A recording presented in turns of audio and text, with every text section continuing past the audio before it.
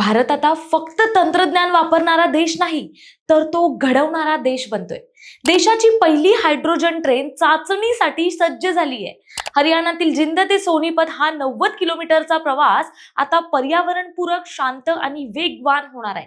या ट्रेनचं सगळ्यात मोठं वैशिष्ट्य काय, तर ती ट्रेन धूर सोडत नाही, प्रदूषणही करत नाही आणि वेग तब्बल 110 ते 140 किमी प्रति तास. पण खरी चर्चा होते ती तिकीट दरांबाबत.